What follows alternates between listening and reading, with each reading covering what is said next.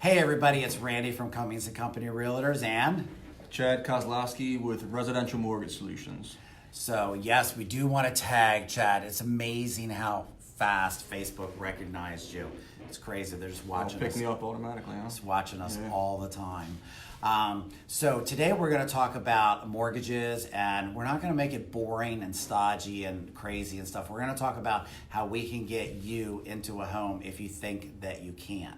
So I'm going to get the boring, stodgy stuff out of the way because I am a geek about rates and the Fed. Everyone hears about the Fed.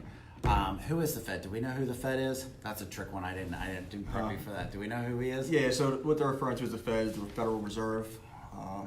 It's a committee that sets the interest rates, so they analyze mortgage applications, how many applications come in, the economy, where things are going, and they kind of meet and set where the rates are going to come. So first of all, make sure everyone understands it's not the president that sets this. No, far from it. You think that because I guess he made an announcement that he wants to reduce the rates, but they're not budging on that for now. So Gotcha. They had a meeting yesterday, and they said that rates are going to hold steady, which isn't a bad thing because we're at the lowest point we've seen in probably at least 2 years or so. So rates right now, you're back in the threes, which nobody really thought we'd see again, but here we are. So it's definitely a good time.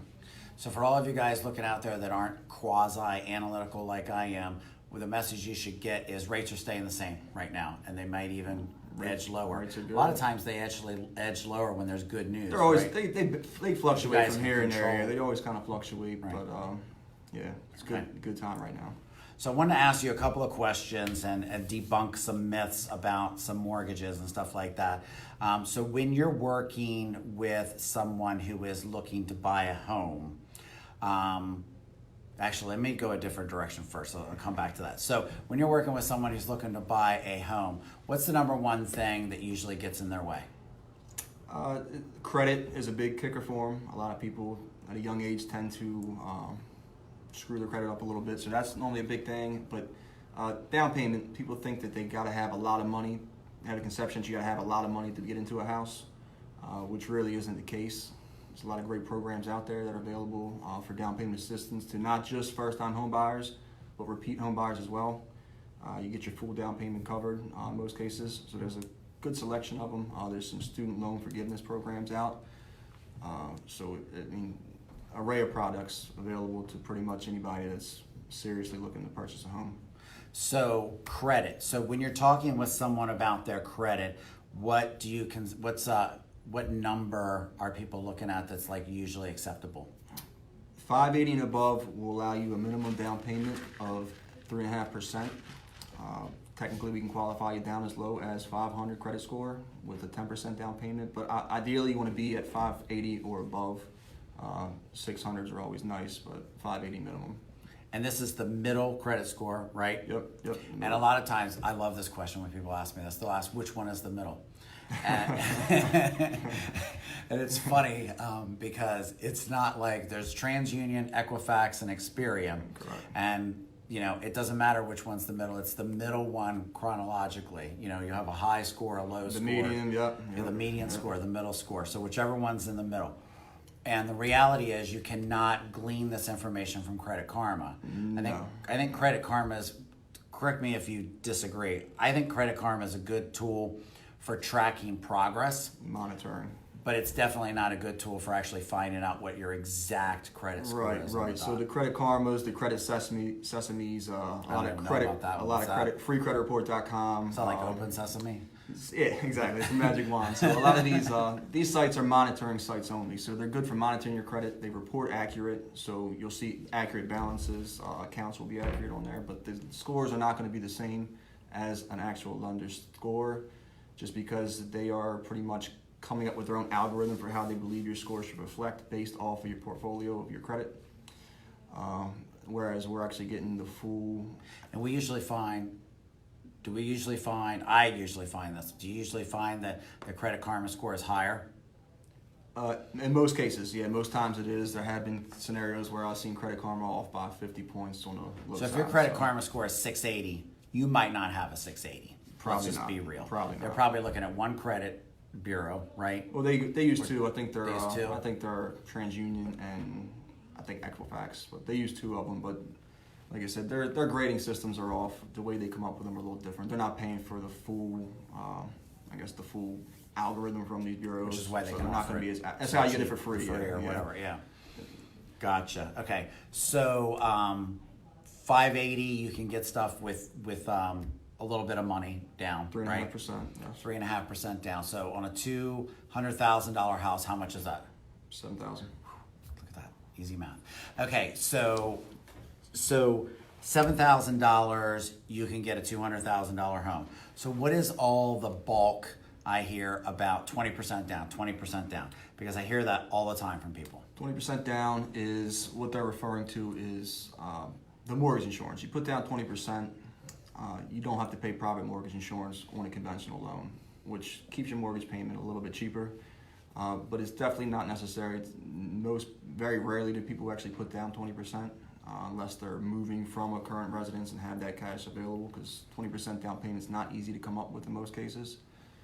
How long would you think somebody would need to save up 20% for the house that they can afford? Probably, it depends on your situation, your debt load, but a couple years probably for a 20% down payment. So would you recommend someone wait, let's say 5 years to save up 20% or buy the house Absolutely today? not, because what you're doing in the meantime is you're pretty much backtracking by paying rent. Paying rent, you're throwing money down the tubes every month. You're lining someone else's pocket that could be put towards equity in. We both have rentals. keep running. So, just from us. So you're throwing your money down tubes with rent. Like I said, if you know you're here and you're grounded in Maryland, you're not going anywhere. Even if you do plan on leaving in the future, you're building towards something. You're paying into the equity in the property. We're not supposed to say this because we're not accountants, but you are getting a tax benefit from owning a home. And it differs from person to person, Of course, but it definitely exists. Yeah, yep. So. Yep. And I have different rules than you. I'm allowed to sit down and explain to them exactly what it is. Yeah. And I'll be happy to do that with you.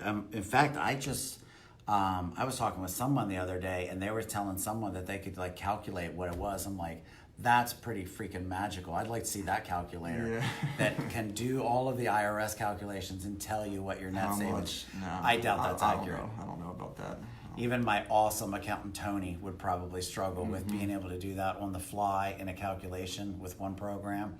That would be mesmerizing. So I agree. You definitely do not want to wait, because the other thing that he didn't bring up as well is prices are going to rise, interest rates are probably going to rise, and you're just going to be saving forever. Something's going to come up. You're going to spend that money on something else, and things always come up. Yeah, you can never predict the future. Like you said, with the rates. So if your uncle, your aunt, your grandmother, your cousin, your uncle, your best friends, your monkey's uncle, all of these people, if they're telling you to wait until you save 20% down, they're basically just handicapping you and keeping you from being able to. It's a misconception. Yeah, it's a misconception. And it's old news. Yeah. I mean, it hasn't been that way. You don't need it. The mortgage insurance is not that expensive. It's half of what it was like 5 years ago. It really isn't. They changed the premiums on that, so it's not that expensive. It's not going to break you on the payment side of things. And if you want to come in and we'll sit down and show you the calculations and stuff like that, if you want to truly be honest with yourself, it's mesmerizing, like how much money you're going to save over just the next 5 years owning, as opposed to renting and everything, because we'll show you, you're going to be like 50 grand at least ahead with the equity and paying down the mortgage and the savings and everything. Even if you had the 20%, it doesn't always make sense to put that all up front. Sometimes it's better to hold that and keep that as a reserve or a savings. Buying a house, you're going to have to furnish it. There's always new expenses. And for our Dave Ramsey fans out there, it's always good to have that emergency fund. We're both firm believers in that. You should have money in the bank as well. And actually owning a house is probably one of the best ways to have money in the bank. If an emergency comes up, you can tap into the equity if you need it. Safe investment, one of the safest, I think. Yep. So what was I going to ask you? The other question was, so we talked about the 20%. Tell me a little bit, like what's your favorite one or two programs that are out there for anybody? Let's just talk a little bit about some programs that are out there. I think I know one of your favorites, but tell me, like, what are your favorite programs that are out there that help people get houses? As far as like with down payment assistance, Yeah, you're looking at Maryland Mortgage Program is excellent one. Like I said, they pretty much suit the need for every borrower out there. They got probably got about 15 different products available right now. They're fairly easy to work with. Like I said, 640 minimum credit score is what they're going to look for. That tends to be an obstacle for some borrowers. So you need to get a little bit higher credit. 640. I mean, that's Yep. fair credit. Their income limits, most cases, Baltimore County income limits about 120. So not an issue for most. And if you're most making buyers. $120,000, You probably got the you do cash. not need the You probably $5,000 got- from the Yeah, state. you probably have the money. So. Sorry. But yeah, they're solid. There's a bunch of programs out there they're going to cover. They got grants that are forgiven. I would refer to by the grant, meaning it's forgiven the day you sign. So when you sign those closing documents, that money, let's just say you got $7,500 in grant money, it's gone. It's free. There's no lien on the property, no second mortgage. You don't have to pay it back.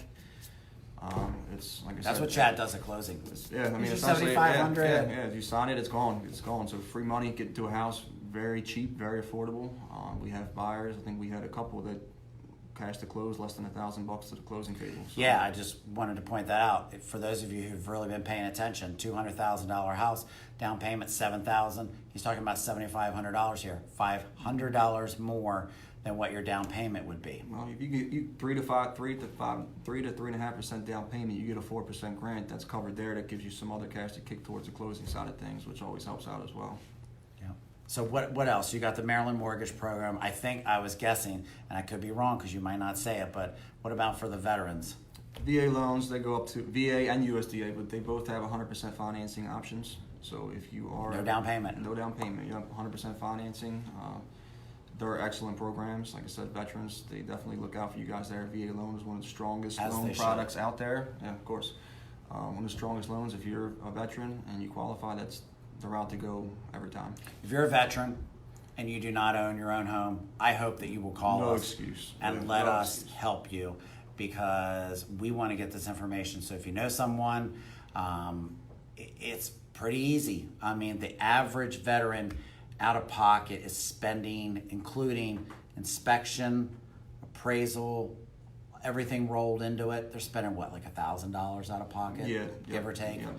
$1,000, like less than 1 month's rent out of pocket, gets them in a house. Of course, you're gonna have a mortgage payment after that, but it's not gonna be any more than what your rent is. Be less. And it's gonna Be be less. it's gonna be tax deductible, and you're gonna get a whole bunch of other benefits, benefits of ownership as well. Even those with leases that are due to expire, you think when your lease is up, you got to pay a new. If you're moving to another complex or even Another private down renter, payment. then only wants your security deposit first, sometimes last month rent. All that alone is going to be more than what you would need to get into a house in most scenarios. So. Yep. So definitely give us a call for that. So let's back up to number one problem that most people face is credit. And I know there's probably, we've got two groups of people that are probably watching this. We've got people that are not worried about their credit because it's great. And there are people probably that are not worried about their credit because it's not great. And I find that there's very few people that are actually worried about their credit. Usually the people that are worried about their credit are the people that we're already working with. Mm-hmm. So for the people that are out there, that are not necessarily worried about their credit but don't have good credit, what are some of the top 2 or 3 things that you tell them to do besides obviously pay their bills?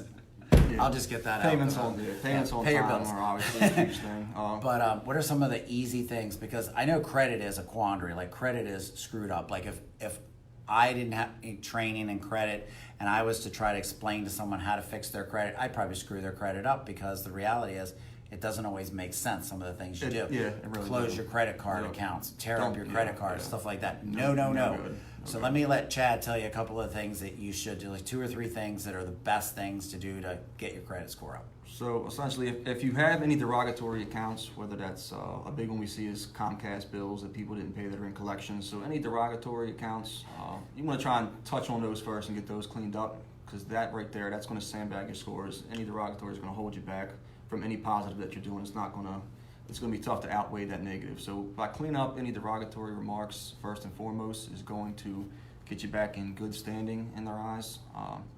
And then from there, you want to build positive credit from there if you don't already have it. So credit cards, with the credit cards, what they want to see is your debt to high credit limit. So they want to keep you at usually 30% or below in an ideal situation of the high credit limit. If you have a credit card that's has $1,000 high credit limit, you want to try to keep that balance at or around $300 or below in a perfect scenario. So those things are going to be. So you're getting rid of the bad, and you're building the new. A lot of people forget that part about building the new, because that helps it go up twice as fast. Yeah. So what do you recommend for someone who's looking to get their credit fixed up? Do you recommend that they just go on Credit Karma and try to figure it out? Or would they be better off just giving you a call? Just give me a call. Like I said, let me take a look at it first. Don't go hiring a credit repair companies are great. They are, but in most cases you don't need to do that. Depending on what's on your profile and how much debt you actually owe. A lot of people, they think because they have a 500 credit score, they're shot in the foot. But if you look at it, especially if they're young, they don't have a lot of credit built as it is, so there's not a lot of debt that needs to be paid off to get them back on the right track. You'd be surprised how quickly your scores can rebound with very little cash invested in some cases. So probably what the skeptics are asking right now is, how long does this take? And of course it depends, but typically what do you see? Let's say you got someone who's 30 years old and has a couple of credit cards that are debt, and let's say they owe Comcast some money. What's an average amount of time? You bounce that back in a couple of months, 2 months, 2-3 months. Couple of months. Bounce yourself back. And just think about it. If you would have started this at the beginning of the year, you'd already be enjoying your house. Mm-hmm. So don't shoot yourself in the foot and keep waiting and waiting and waiting, because the 3 months starts after you speak with him. And then the second question I was going to ask is, how much do you charge for the service? Our services, there's no application fees, so there's no charge that we charge you to do this credit repair. Some companies may. We do it with the idea that we want your business down the line. You work with me, we help you out with the credit. Hopefully that builds enough rapport that you feel comfortable to let me originate your purchase. Yep, because we can't do anything unless you have good credit. We are pretty much powerless. Mm-hmm. I can show you houses all day long, but I can never hand you the keys. Mm-hmm. So you've got to get your credit up. It's not that difficult. It's going to take you 3 or 4 months on average. Some people are ready to go. Some people don't even know it. The hardest part is biting the bullet and just really going through and letting you pull credit and take a look at where it is. Because a lot of people, what you don't know don't hurt you type of thing, so they don't even want to know what the credit is. They don't want to see it. They just assume that it's bad, which in really more scenarios than not, they take a look at it. They think their credit's shot. They don't think there's an option for them. We look at the credit and we find out it's not really as bad as they thought, or in some cases, I have borrowers that thought they would never be able to purchase a home. Their credit was already good or great. There's people that thought it was out of the realm for them to purchase, and they were close to 700 credit score. Didn't even know it. Yeah, and that's the other myth that I think is pervasive in today's society. And not only the 20% thing, but I think people's idea of what a good credit score is as well. Mm-hmm. I think people think you got to have 700 or 800 credit score to be able to get a home. And as Chavis is saying, 580 under the right circumstances will get you that. Mm-hmm. 640 is a little bit more safer than you're eligible for a lot lot of programs out there. But somewhere around 600, which is right in the middle, right? Yeah. It goes as low as 4. Is that right? Like 390 or something like that. You see many of those? I haven't, no. Oh, okay. I think you got to really work hard for that score. You got to earn it. So 390, and it goes up to 850, right? Yes. So if your credit score is 880, you know right away that you are not looking at the same kind of credit score. Because I looked at something, I think it was a credit card or something like that, and it said my credit score is 880. Anything I was like, what's that out of? Yeah, anything over a 760 is as fabulous. Good as it's going to get. Yeah, it's good. If you got 800, that's and it great. Doesn't matter.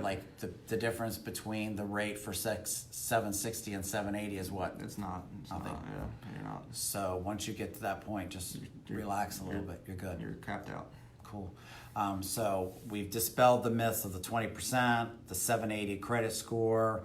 Are there any other myths out there that it's hard? It's not that hard.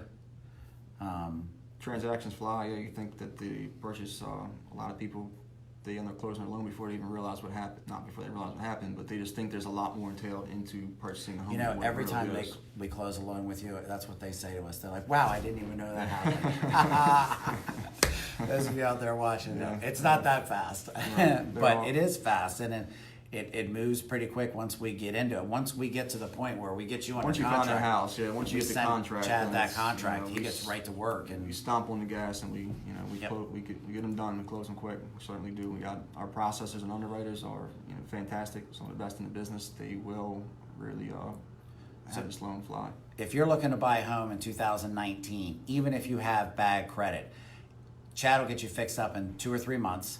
We'll start showing you houses. It is not going to take more than a month to find you the house that you like. It just doesn't. We've got some awesome agents in here, and then it's going to take roughly a month from contract to closing, give or take, depending upon the situation. And you could be in your house by New Year's Day, even if you have bad credit right now. So if you are looking to buy and you don't at least contact Chad and let him at least try to give you a hand, you're definitely missing out, because he can definitely help you with just about every situation. And if it's something where you need professional help, like a surgeon or something like that, we'll get you the professional help. But 90% of the people don't need that, right? No. You can just No. you can give them the recipe. They can do it themselves. It's not rocket science. They just need your insight as to exactly No what cost. to do. Yep, no Because cost. sometimes they can do stuff that's not good, right?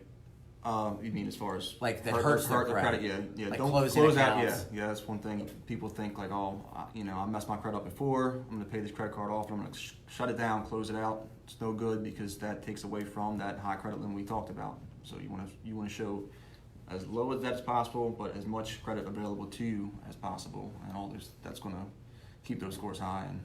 And I was just talking with one of my awesome clients about an hour ago, Nicole, and we were talking about something about different ways different things work, and there was a misconception there that she had about the way something worked, and it was really holding her back from being able to do what she wanted to do. Once we got that cleared up, she was like, wow. So if you have misconceptions about stuff, if you have specific questions that you're like, well, but my situation is different.